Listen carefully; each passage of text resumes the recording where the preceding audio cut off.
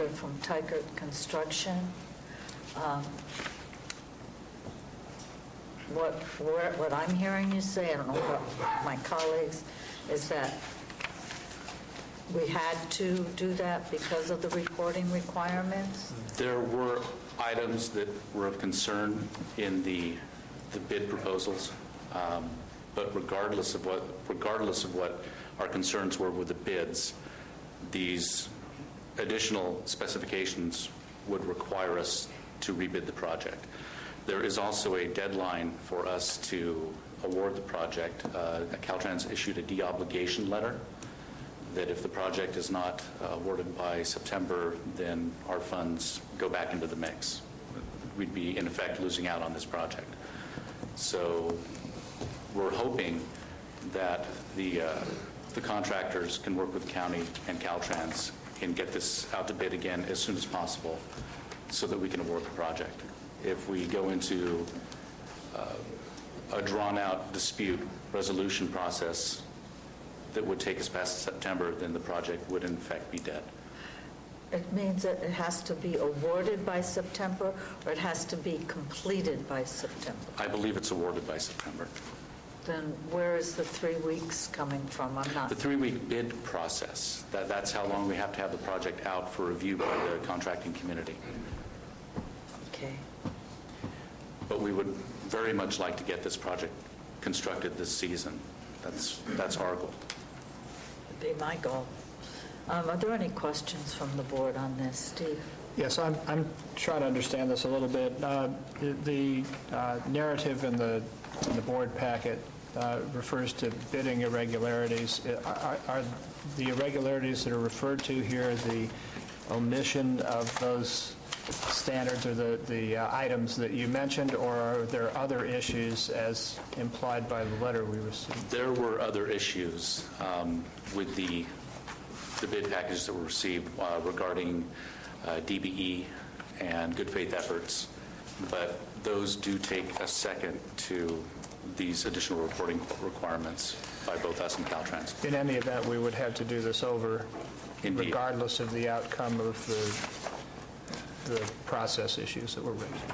That's correct. Okay,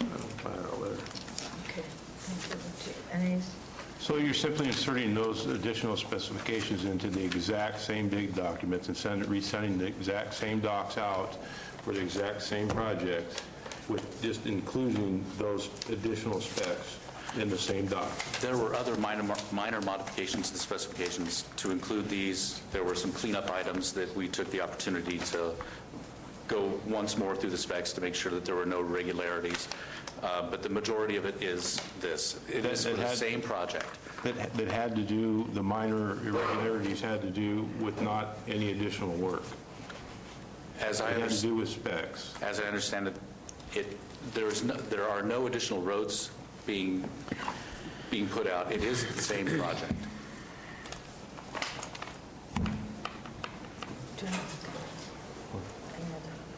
No.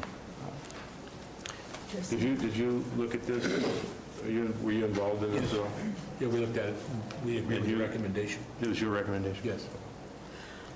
That's fine. Thank you, Mr. Exover. And are there any public comments on this?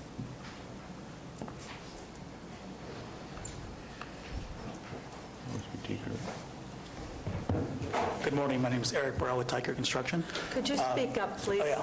Thank you. My name is Eric Burrell with Tykert Construction. Thank you.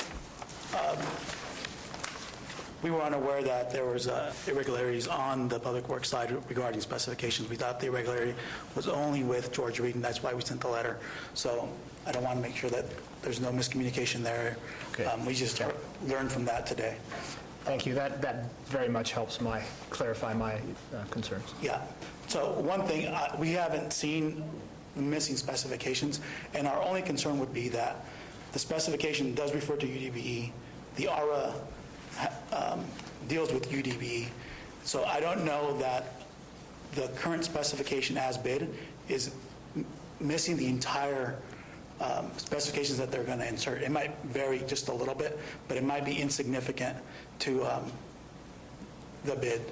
So I just want to confirm that we're not going to rebid this just to rebid it, and that we truly are adding something that's completely missing from the initial specification. So we'd like time to assess those missing specifications and comment on whether or not they're truly missing from the current bid specifications as bid. Thank you. As I understood Mr. Garcia's comments, those changes were going to be made and then sent back out again, Mr. Garcia. So Tykert or anyone else will have the opportunity to review that. Okay, thank you. I don't think that's what he was asking. Joe Kelly, I heard Mr. Garcia talk about the irregularities. I'm not quite sure I heard in his statement of that the staff had concerns. I'm not sure I heard or I fully understand what those concerns were, if they were over and above what was asked by Supervisor Walensky or Supervisor Tofinelli. So if there was something different from what these two gentlemen asked and to what I'm asking to try to get a little deeper understanding of this cause of rejection. Thank you. Okay. Mr. Garcia, would you like to repeat that, please? In the specifications for the R roads, there's specific reporting requirements. The contractor shall report the following information using the online reporting tool available through the federal government, and it lists a series of 10 with sub-bullets on the specific items that they have to report to the federal government on a specific timeline, specific activities, including what they put down in that month, how much they've invoiced, things like that, which are in addition to what our resident engineer would be requiring of them. So these were not included in the bid. This is a federal reporting requirement that's something that the county wouldn't normally do, and it's to a specific ARA website that their auditors have access to. There are additional Buy America requirements, which we don't see as really being applicable because they're mostly dealing with steel. But there are also the certifications that they're required to have that were not included in our bid package. So those are the items that we're most concerned with and that we've expressed our concerns to Caltrans on. Is it anticipated that adding those items would change the costs or the time required to provide the service and therefore triggering a need to rebid? Is that? It is a requirement on the contractor that was not in the original specifications that we could not enforce. In order to comply with the federal regulations, we have to be able to enforce them and include them in the specifications, especially the reporting requirements. This is something that normally wouldn't happen. This type of reporting directly to the federal government by the contractor is not something that we would normally have a contractor do. And again, this is going to be the standard procedure for these roadway projects, not the transit shelters were a completely different funding source, completely different reporting requirements. But for the roadway part, this is what the contractor is going to have to be doing for these ARA projects. Thank you, Mr. Carson. Eric, did you want to are you asking to review it before it goes out to bid? Yes, please, if we could have that opportunity, just to ensure that they engage are missing from the requirement. I mean, I know specifically they might not say our requirements, but I know there's UDB reporting requirements in the specification, and I know that Buy America specifically. Could you do that this morning or early this afternoon? Sure, we can do that. Could you meet with Mr. Garcia then to go over that? And just for clarification, the DBE requirements are not included in this supplement to the specifications. Thank you. Not that they're not included. There is no addition to the existing DBE requirements. This is specifically reporting and transparency through the federal government. Okay, thank you. Eric, you and Mr. Garcia can set up a time to meet. Thank you. My name is Lee Fan with Tiger Construction. I had a few conversations with the county specifically on this job regarding issues, the reason why they want to reject our bid. Since the beginning of, once they figured out who was a low bidder, we request information from them regarding their bid package, the low bidders bid package, their UDBE submittal that they sent in. We did receive a copy of the bid package, but never received a copy of the UDBE submittal or the letter that was sent. I know there was a letter that sent to the county by George Reed stating that they didn't agree with the initial decision that the county was going to award the job to Tiger Construction. So we do need time to review what he's saying about, this is the first time that I've heard him or the county bring up that there's an additional section that he wanted to add as part of the bid package to go out back. So we do need time to review that. And then if the board can also somehow, if we can get a copy of the package that we can review and the letter that was sent. Because we still, at this point, don't know the reason why he's saying, the county is saying is because of the additional stuff that he has to put in there. But from the original conversation that I had with the county, it's always been because there was something missing or not clear in the first bidder's UDBE package, which was part of the ARA. So what you're asking for is a copy of George Reed's bid package? The UDBE submittal package, That- yes. that Okay, may- thank That you. may not be possible. We need to respect the public contracting process, and these records are not necessarily public records yet. They will eventually be, but not at this Once, point. that's fine, but once you guys make a decision, if I can get a copy of that, that'd be great. But that wasn't the request. The request was to get it now, and Yes. council said Yes. that's not possible at the moment. And I have- Okay, thank you. I have a question of Jim. Jim, allowing this Tinker to look at the pre-bid package and not giving the other contractors that bid the project that opportunity? Is that going to be? No, I think the proposal is to distribute the bid package to everybody. Everybody has a fair chance. But they're asking to look at They it want to look prior. at it prior Well, to it no, I going. didn't understand that. I think these federal requirements, that's something we could provide now. Tykert wants to know if those requirements are in the first bid package. They want to see that, or compare it to the bid Well, they package. have the bid package. And, I'll just give you a copy of it, so I'm going to start reviewing them now. Okay. okay. The other question that we had was getting a copy. Could you please come up here? Thank you. The other concern, which we thought we were going to be discussing today, was a copy of the George Reed's UDBE submittal, which the supervisor has said that we can't get a copy of, but also the letter that George Reed may or may not. No, that's a demotion. He's our county County counsel. counsel. That's okay. I'm sorry. But also a letter that may or may not exist. Our understanding was that Public Works had notified George Reed that they were unresponsive because some irregularities in their bid. From the little conversations that we've had is that almost pertain to they failed to do the UDBE requirements. That's part of the ARA program, which is essential to the funding of this particular project.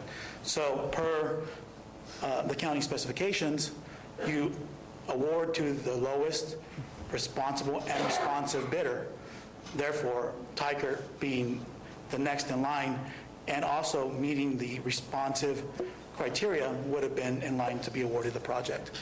That's what our understanding was coming to this meeting.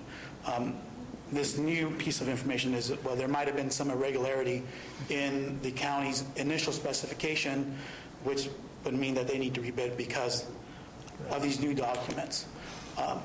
We just want to confirm that these new documents are truly, in fact, missing in their entirety, or if there's a way where we can continue with the award procedure and maybe address these requirements during the process of construction. If it's simply just awarding or notifying, reporting the use of UDBEs or other things, it's already in the specification. It may not be listed in this specific way, but I don't know that that's going to add any cost to anybody's bid price, and maybe we can just, instead of doing it the way, if we're reporting it via hard copy or electronic, it doesn't seem like that's enough to just, hey, let's just rebid this entire project, incur all these additional costs because we might have just labeled it wrong. So we just want to confirm that these truly are new and important documents to add.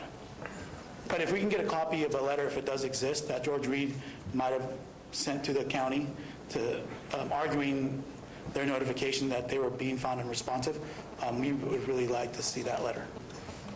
But we don't know if it exists or not. Okay, I think council addressed that portion. Mr. Tuffanelli, did you want to comment on any of this? Did you No, want? hang on. I think we have another speaker here, maybe after.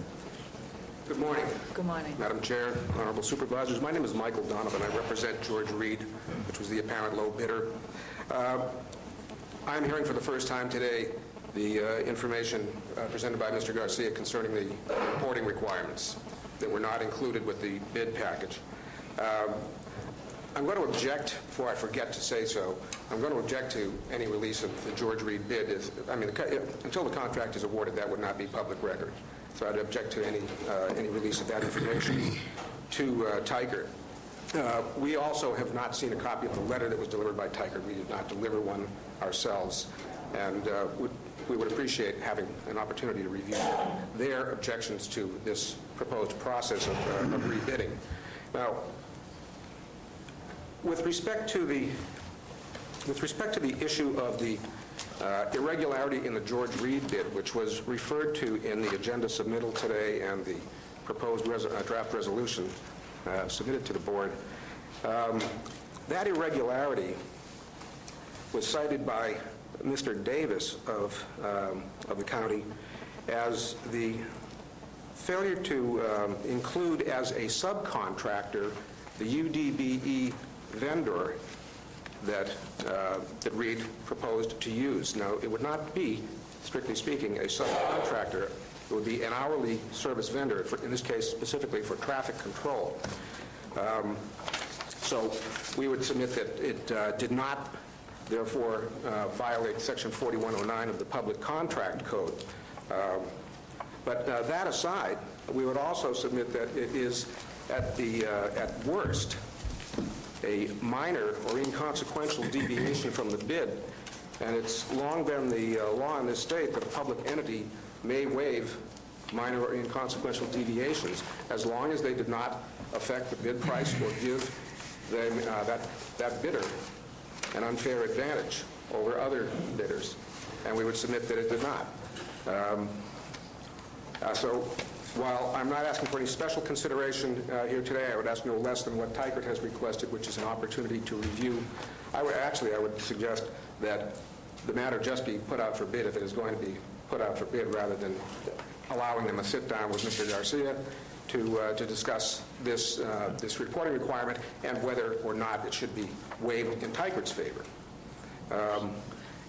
As the board well knows and council has advised, it has the full authority to reject any and all bids for any reason. And Mr. Garcia has described what the U.S. has imposed as reporting requirements in connection with the ARA stimulus money. George Reed is willing to respect that and rebid it based on that information. But that said, I would also just like to point out that we would, if we're going to have to argue with Tykert about this, we would argue also our position that the deviation in the George Reed bid concerning a UDBE supplier was inconsequential and therefore can be waived. And ultimately that these considerations by the board and public entity must be viewed in light of the public interest rather than the private interest of a disappointed bidder, which I would submit is what we're hearing from Tykert today. Any questions of Mr. Thompson? Mike, your last name was Thompson? Donovan. Donovan, okay. All right. We've heard the constant reference to this UDBE. Can you tell us what that applies to? Yes, sir. The initials specifically refer to underutilized, disadvantaged business enterprises. It used to be known as, more commonly or colloquially, as minority requirements, or just disadvantaged business enterprises. And its intent is to help to provide an opportunity to And its history has been to provide opportunities to women, minorities, disabled veterans to operate business enterprises that may be used in public contracting, such as I described earlier, traffic control, sweeping, trucking, and the like. And the government will set a goal for disadvantaged business enterprise participation in each contract. That is typically stated right up front in the notice of bids as it goes out. In this case, it was not. Actually, the UDBE requirements were found at page 102 of 156 of the specs. But actually, as a matter of bid submittal, my understanding is that there is no hard and fast requirement of UDBE. It can be addressed after the bid is opened, as it was in this case. But that, to answer your question, Mr. Thomas, is the UDBE. Okay, so Reed's bid on this project was $941,450. Correct. Okay. There was a $90,000 differential between George Reed's bid and Tykert. I believe it was closer to 115, but... Yeah, you're right. You're right. Call it 100,000. And this UDBE component of your contract, you say that you were intending to cover that by an hourly arrangement. Can you throw a dart? I'm just trying to quantify how much. Is it would not increase the bid at all. Okay, but you actually had intended to provide this UDBE, call it the minority component. It was covered in your bid, but not listed specifically. The supplier was not listed specifically. It was unclear to read at the beginning because the UDBE requirements were not up front in the notice where they typically are found. It was unclear at that time that there was a specific UDBE participation goal for this contract. It was after the bid was opened where the county inquired of Reed as to its UDBE vendors, and they were given, as is allowed by law, they were given 4 days to respond to that, and did. And it was after that that they concluded that the identification of this individual was in the nature of a subcontractor, which was not actually disclosed in the bid, and therefore it was considered to be a violation of the Public Contract Code at Section 4109, which I think is, frankly, an erroneous interpretation. As I said, it's an inconsequential or minor deviation because it really did not provide Reed with an advantage over anyone else, and it does not raise the price of their bid.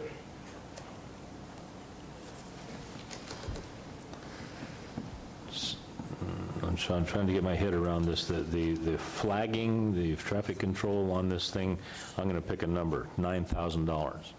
That would be 10 or 1% of this 900,000. Correct. I think the amount was closer to $15,000. Okay. So for the absence of listing a particular firm, we're here wrestling with this thing, and that appears to be the irregularity that was cited as to the Reed bid. Nothing with regard to the issue that Mr. Garcia addressed earlier, as far as reporting requirements. Okay. The primary concern is the omission of the federal reporting requirement. Right. Without that, you might risk losing the federal funding. So I think that's the bigger consideration. But the requirement was listed on page 101, as he said, on out of 125 or something? Well, it was, and in fact, I believe that there was some subsequent clarification required on that because the number that was used was, I believe, it ended up being twice as high as the actual participation goal. So there was a discrepancy in the county's materials as well. Okay, that's all my questions. Thank you. Thank you. Are there any other public questions or comments on this issue? Mr. Garcia, did you have any further comments that you wish to make? I know you're open to meeting with Tiger, George Reed, or anyone else. Are there any changes that you're going? I would request, in order to expedite the bid process, that the board reject all bids and allow staff to go out, rebid the project immediately, and award the bids in a timely fashion. Thank you. Mr. Tominelli? Please. Thank you. Just for the record, all our programs have a UDB goal. Inherently, that's what they have, is a UDB goal. So the issue here is, it's not that it's not inconsequential, because in order to comply with the specifications, you either need to meet the goal with commitment from disadvantaged businesses, or you got to do a substantial good faith effort.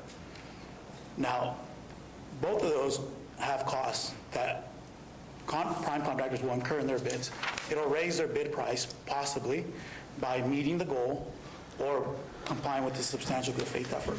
So if a contractor participates in one of these bids and they fail to meet the goal, they do have a bid advantage, because they're not committing a disadvantaged business enterprise to be a part of their construction group. And if meeting that goal maybe rose the cost of the project, maybe not substantially, but enough where they now have a bid advantage, where if we were going to, Tiger Construction complied with the specifications, therefore our bid price shows that compliance. Okay, thank you. Just want to make sure. I have a Thank quick you. question for you, Yes. of your comments that just tweaked my interest. Why is it that a disadvantaged business group would cost more than a business group that is not disadvantaged? Well, they don't always cost more. A lot of times they are less.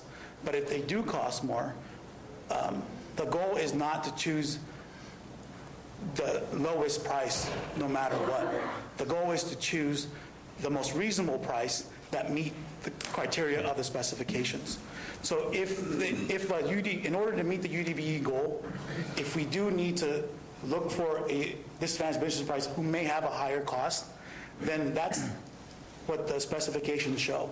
And so if a contractor elects to meet that goal, then our bid price might be higher than the lowest bid who failed to meet the goal. I understand that. Okay. Thank you. Thank you. Any other comments or Thank you. questions on the board?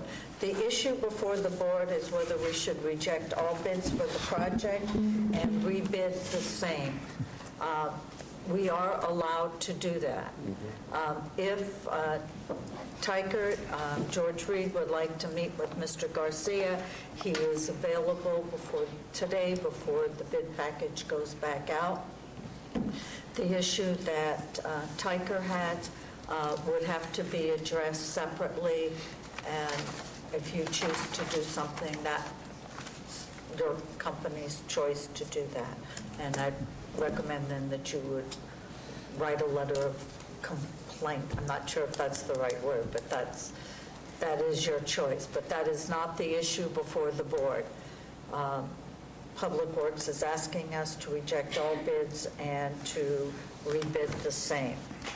If there's no questions or comments from the board on this? I have one, Maria. Yes. I'm uncomfortable voting on this today. What I would like to do is continue this for 1 week into a closed session, and then at the conclusion of that closed session, come back out into open session and entertain the action at that time, because I have some questions that I don't think are appropriate open session questions, and I think there's enough in the record that the board should have additional information from what we have before us at this time. And I don't think 1 week is going to disrupt the construction season. Well, I don't think that was the issue. Mr. Garcia, did you want to address that? Because the board could take action now. I meant we could take action now on a closed session if that's, could you please, would a week's delay what would that do? It would delay us a week.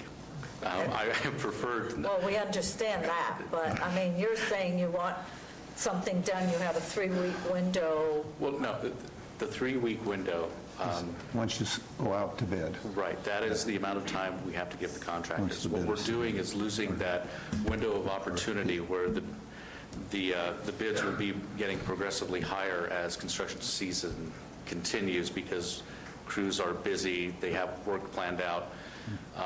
They fit it into their schedule as they can, as opposed to what we were hoping to be under this original one, was one of the first ones out of the block. We're still one of the first agencies to bid ARA contracts, which is why some of these discrepancies are coming up. I would just not like to get too far into the construction season. It would be, again, our recommendation that we go out to bid as soon as we can, and at the pleasure of the board, whenever that soon is up to you. As an alternative, if the concern is potential or a threat of litigation, you could add the closed session to today's agenda, pass this, and come back to it later today. It's just an option. That's fine with me, too. So, I mean, I would just like to have a closed session and discuss it Steve, did in you? more detail. Yeah, there appear to be at least, well, more than one narrative to this story. Yes. And we are talking in code. I assume the reason for that is that there is some potential for litigation, how real that is, or whether that's whether we're just getting bullied by a party that is disappointed. That those are two different narratives, and I think we should know the difference before we actually make a decision on what to do. I also share the concern of Mr. Garcia that we not delay this at all, so I would favor adding that to today's, with the support of, I guess it would take 4 supervisors, is that correct? Yes. It requires So- a supermajority vote. It requires that you find that it requires immediate action, and that the need for the addition to the agenda was not known at the time the agenda was prepared. I would support that. I would as well. Any comments by the board on that? Mr. Tuffanelli, Mr. Thomas? Yes, no? I'm waiting for Mr. Toffanelli to respond. Well, I'm not so sure I'm in favor of that. I think it's pretty clear what's being asked, that we reject all the bids, and we have the right to do that, and rebid it. I think that's the only issue before us. I don't think everything else is, we have people coming up and giving us, from both sides, their public comment on it, but I think the issue before us is, and being asked by our Public Works Department, is to reject the bids, which is our right to do, and send it out this afternoon for rebid, period. There's no other issue here in front of us. I'm inclined to believe, or I think the same way Mr. Donovan said that Reed is disappointed that they were not awarded the contract, but they understand that it is within our ability to reject and rebid. They're comfortable with that, so that would be the way that I would like to do it. And if there are no further comments, I'm prepared to make a motion. I'll accept the motion. I have a question after that. Do I have a second? Well, the motion is just as the recommendation of the department. Right. Okay, go ahead. I'll second his motion. Okay, for discussion, there is the issue that Mr. Tryon and Mr. Lewinsky brought up of at least meeting in closed session about that. Do you have a problem that's separate from this? I don't think we need to do it. Okay. I have a motion. I have a second. All in favor? Aye. Opposed? No. Passes on a 3-2 vote of the board. Mr. Walensky, Mr. Tryon, would you like to make a motion about a matter of urgency has come up that you would like to meet in Well, I closed think session? I can count. Yeah. It requires 4, and 2 have spoken out against that. I think that renders the motion I'll support useless. doing that as a courtesy. I- I think that's important that we discuss that to I don't know alleviate what we any discuss at concerns. that point. I know we can discuss the process, which is what I'd like to discuss, but the decisions were made. Is that a second? Tom, it's a I don't have a problem. I mean, if you want to meet and discuss this We can meet about with town council on potential litigation, we I can can do meet on, that. I mean, my process questions I can ask on my own, Okay, fine. since the board's already made the decision. Okay, thank you. I'd like to move now to the next item. Tiger, George Reed, if you'd like to set up times with Mr. Garcia, he's available. He'll meet you out in the hallway.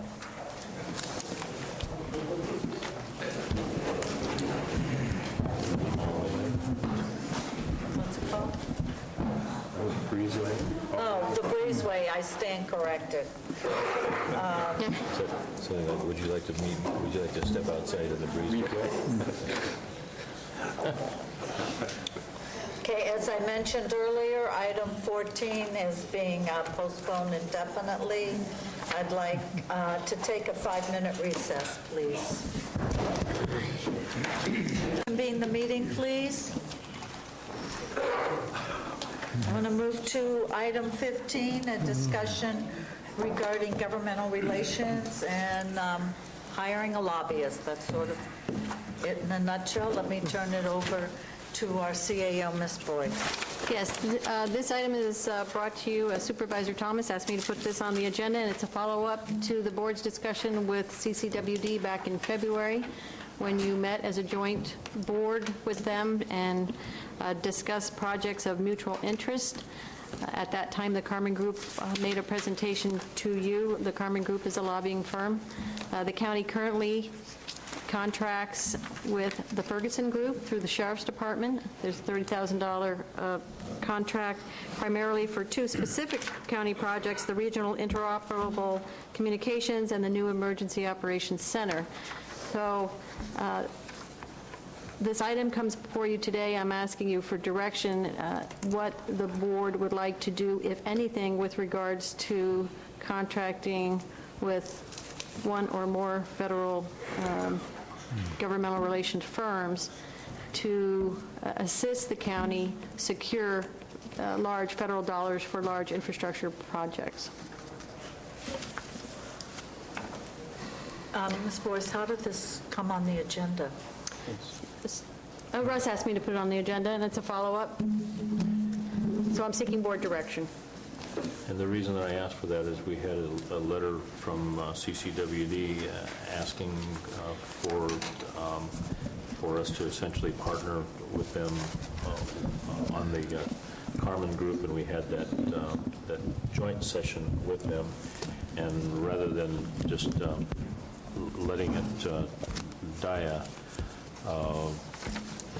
a death of attrition and not of inattention, I just wanted to bring it back for some discussion. So that's why we're here. Okay. Any of the board members have any questions or comments they'd Well, like to make on Jeannie, this? you mentioned that we have not allocated any funding either in this year's budget, and obviously we haven't done next year's budget, but we're looking at very difficult budget times. I mean, we were paying, I think, the Ferguson Group $125,000 a year, as I recall, for lobbying service, and in my opinion, had very good results. I think we received, jump in and help me here, but I think we received about $3 million in funding for the Wagon Trail project, which is the road between Angels and Copper. And we had some other funding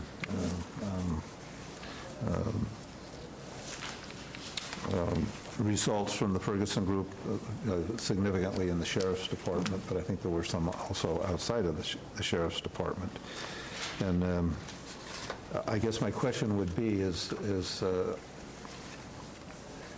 I don't think we're going to have the money to just say we wish to retain a lobbying firm for $100,000 or $100,000 plus, and here's a list of 10 or 15 projects we'd like to do. It seems to me if we're going to do something, we're going to have to be almost like the Sheriff's Department and say, look, these are our top 3 priorities. We want you just to lobby for this 1, 2, or 3, and what will that cost, as opposed to sort of I don't see us allocating $125,000 out of the county general fund, either from contingencies this year or allocating it into the budget next year. So I guess from my thinking is we need to identify the 2 or 3 highest priorities, talk to CCWD, talk to the Carmen Group, talk to the Ferguson Group, and see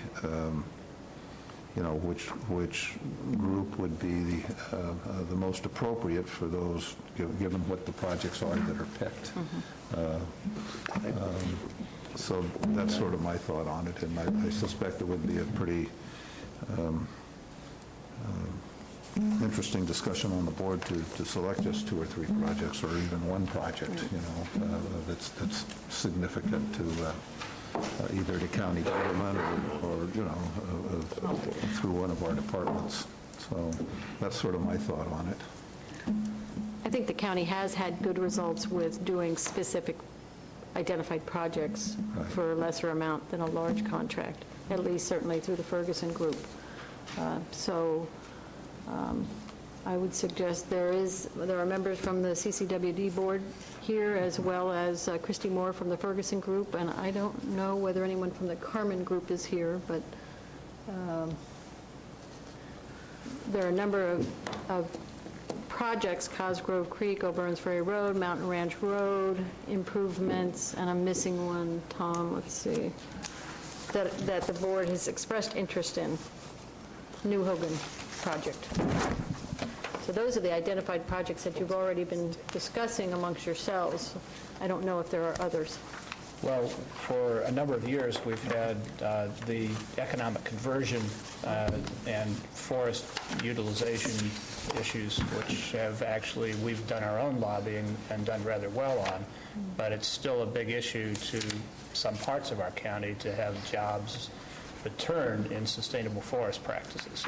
And the funding has been increased dramatically for biomass and other projects, which we could take advantage of at the moment because we've done more organizing and have more consensus between the different elements of typically litigious and divisive projects like what happened up in Quincy we're managing to avoid down here because we've gotten well set for this. So we're dressed for the party, but we haven't managed the invitation quite yet entirely.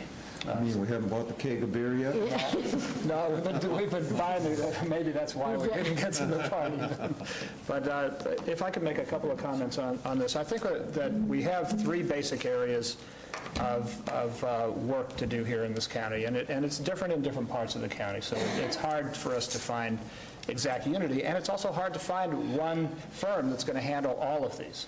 And what I have before me is sort of 2 firms' takes on this, both of which are valid, and I want to comment on each of the pieces of it. First, that we have law and justice issues, which Ferguson has been retained even while we've been unable to fund this year. The law enforcement has prospered well, and Ferguson has served our law enforcement agencies effectively. We also have a number of issues which are problematic in the districts represented over here, having to do with water and infrastructure. And there are proposals and projects that CCWD has played the lead role on, and they have been extremely well served by the Carmen Group. I would add that there are 2 other areas really of concern that I have. One is roads and other infrastructure, which we have left to the understaffed Public Works Department to try to go capture funds, and that's with all the funds going into shovel-ready projects, it's hard to get shovel-ready if you're both understaffed and not taking advantage of the planning and other kinds of monies that are coming in from both, Washington and used to come from Sacramento to some extent. And then finally, something dear to my heart is the idea of health and human services coupled with economic development. We have these whole areas that we've really paid very little attention, and again, there's funds that are being sent to places all around us. And in fact, We just had some comments this morning on senior services and the need to coordinate that here to better ends for a large portion of the population of this county. Which of these firms might benefit us in that regard, I've heard little comment on, but feel, having researched it, that the Carmen Group has done a fine job for other counties in that, and other public entities in that regard. So then you get to the final question, which is, do we have any funds at all to throw at this? And I think there's two questions to ask here. Number one, can we raise anything? And the answer for me would be that the meeting on the 14th, which is set to discuss 6 issues of mutual concern between the 2 largest school districts, this county, the hospital, and the CCWD, is a place where that discussion should take place, because no one of our agencies can cover the needs of a presence in Washington and Sacramento. But if we had a stronger Calaveras unified, and I'm not just talking the school district, I'm saying if we had a stronger presence that was unified and jointly supported, we could take the different pieces of these other organizations and put together a better presence for Calaveras in both Sacramento and Washington. I think the meeting on the 14th should be instructive as to how many major jurisdictions wish to go in on this topic, as well as several others that are on the agenda. And I'm not sure we can answer today without knowing who else buys in. It's nice to have the abstract discussion, but we're not going to have the dollars to do 100,000. On the other hand, between 5 agencies, major agencies in Calaveras, we could. And I would support that wholeheartedly in a split kind of decision, deploying the different groups to their strengths. Finally, I would say one other thing, which is that if you look at the personnel for each of these considerations, one thing you can tell is, who comes from different sides of the aisle, so to speak. And right now, in this political climate, both in Sacramento and in Washington, my view is we need strong presence on both sides of the aisle. We need people to be able to work the whole. And I would be looking for evidence of that in the backgrounds and the origins and the connections of the people that we are contracting with. That's all I have to say. I have some questions of CCWD. Bob or Don, going to break them in? Okay, as I... could he please identify himself for the record? And Don Stump, CCWD and Director, Mr. Stump, number 3. are you representing CCWD? No, I'm not. I'm Okay, representing myself. Thank you. But I'll answer your questions, Russ. Well, I have to admit that this is all a bit of sticker shock going on here, that it costs so doggone much to get work done these days. But it was my recollection that CCWD, in their contract with the Carmen Group, was not in the $8,000 or $9,000 a month range, that it was less than that. Do you recall what your commitment is to the Carmen Group? We lowered it from last year. The exact dollars and cents, was it 8,000, 4,000 now? Yeah. CCWD isn't here to sell you guys the Carmen Group. This isn't. What we're after is a better partnership. I mean, we want to work with the board a lot better than we have in the past. I think we can accomplish more things as 2 boards working together rather than separately. So we made a lot of inroads in Washington. We spent a lot of money and we spent a lot of time and effort doing that. And my biggest fear as we move away from Cosgrove, as far as a focus, and the county moves towards Cosgrove, this handoff period is going to be kind of touchy, I think, as far as Washington's concerned. It would be real nice if, you were standing next to us and we could slowly slide this into your plate and there's no problems. You don't have, big holes left or big gaps. And that's my personal fear, and that's what I'd like to avoid if we can. However you guys want to accomplish that, it's up to you. But I don't want to have any lapse if we can achieve that. but that's my own personal thing. So if I understand what I hear you say and what I've read in the newspaper, is that CCWD wants to remove themselves from the Cosgrove Creek issue and just leave it with the county. It is a county issue. We initiated it because we felt like we had a level of expertise that we could help in this vein. And I was not on the board, so I didn't provide the direction, but now I am on the board, and we've got a whole plate full of things that we need to address. And Cosgrove Creek is not going to be the number one thing on our plate any longer. It may still be there partially, because we do see ourselves as partners, but this isn't where we're going to be taking our thousands of dollars each month and focusing on. And we don't want to just leave you guys in the lurch kind of thing. That isn't our intent, and we're not trying to punish you. You're suggesting, after carrying us for a while, that you're interested in us walking alongside you, I think, is what. Those are nice terms. All right.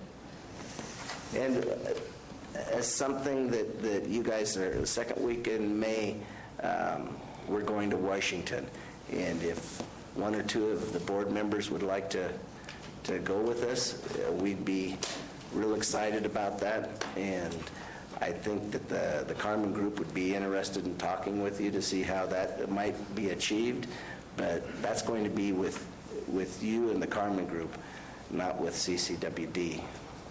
But I'd like to extend that invitation.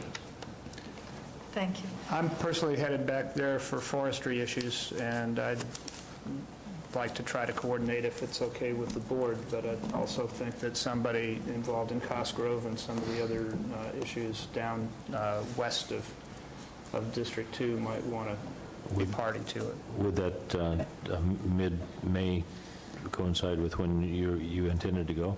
Yes. Yeah, that's already pretty much scheduled, although I've got some flexibility. Okay. What's the dates? What is that? Second week in May, I think we're going Tuesday, Wednesday, Thursday. I don't know the days. 11, 12, 13? Yeah, that's what it looks like. Thank you. Thank you, Mr. Stone. Thank you.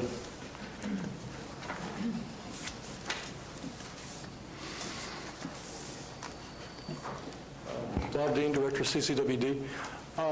Don hit the nail on the head when he said that we need to work together as a group. You mentioned, Marita, Cosgrove Creek and our backing off of it, but there are issues with Cosgrove Creek we haven't even addressed yet that do have a federal nexus. One of them, and this is also important at the state level, is how do we control our stormwater runoff, and what do we do with it later? We have, as you know, a serious problem with groundwater depletion in the west end of the county, and it's possible through a collaborative effort to define methods of getting some of that surface water that's going to run off and go nowhere, at least for our purposes, and be able to turn it into something that would be a groundwater recharge. Now, these are the kinds of questions that we as a group can raise. Take the issue to Washington, D.C., and ask if they have any projected solutions to this problem. And I think that those are the kinds of connective issues that we need to try to address together. Whether we deal with the same lobbyist or not, I don't know. The most important thing for me is that we sit down and we have this conversation, and we continue this conversation, meeting the needs and addressing the needs that exist in Calaveras County. There's tremendous interconnectedness between not only our agencies, but as Steve pointed out, a lot of other agencies as well. And we can address these things collectively and perhaps most successfully make the effort to gather in some of the fruit that the federals are presenting to us. As I said some time ago, there isn't much low-hanging fruit that exists any longer. We have to be a little bit more we have to be smarter in the way we go out and reach for these kinds of things. I think we have an entitlement. We have a responsibility. I think the issues are even far greater. I think some of the choices that we make in this county will have significant impact downstream. I mean that literally and figuratively. When the Calaveras River, the McCollum River, and the Stanislaus River go to the valley, the choices that we make up here will have some significant impact on what happens with the water use downstream. And I think that's also true with the way we utilize our forests and many, many of the other issues that we could take, I think, an appropriate responsibility for working together and utilizing the resources that may be available to us.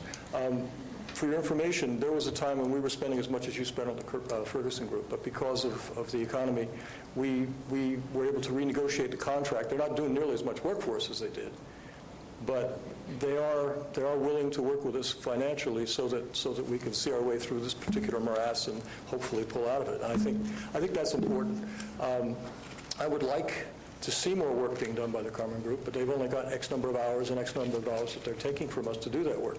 The important thing is, historically, when we worked with the Carmen Group, we did it all wrong. We proposed a project to them. In some instances, it's like putting a round peg into a square hole.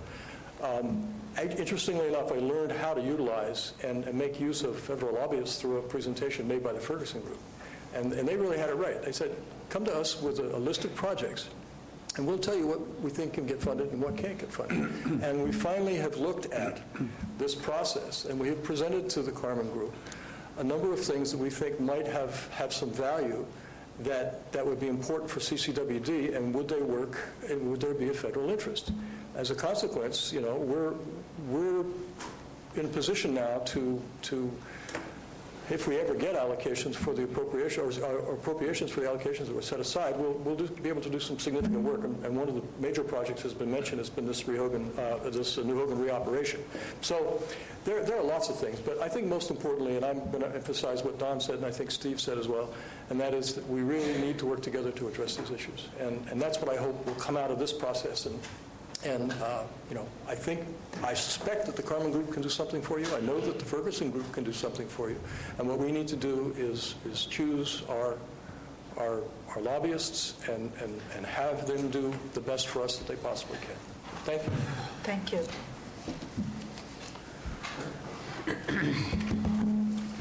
Okay, let's begin to talk about the specifics here.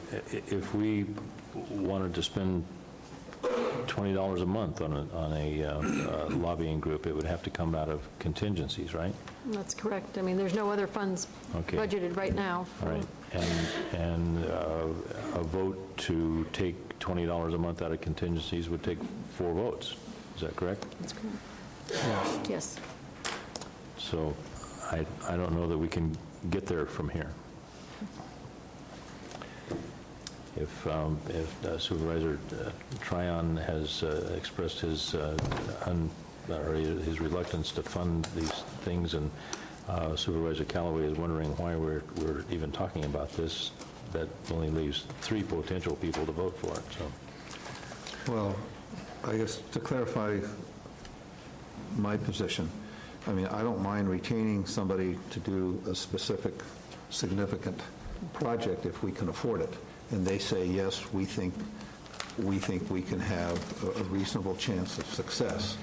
What I don't want to do is just spend a bunch of money and here are 12 projects, see what you can get done. And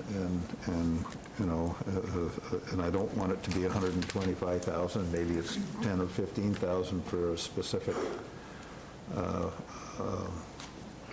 specific project. And if we can get a partner to split it with us or something, I would entertain something, I guess, on that basis, not just a blanket monthly, here's our $4,000 a month. We'll see what we can come up with for projects. I think it needs to be more specific than that. I agree with Supervisor Tryon that it would be helpful to be very targeted, very specific, and also have a reasonable chance of success. That's the combination. And the question is what that looks like and who our partners might be. I think, I don't know the timeline for this. I do think that we're beginning to run out of time, and we need to have our projects pretty well set and to even be in the game.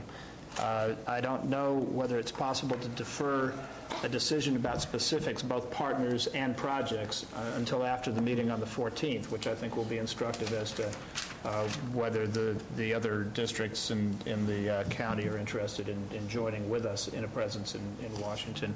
If that was the case, I think the resources might be significantly greater than what's available to us at the moment.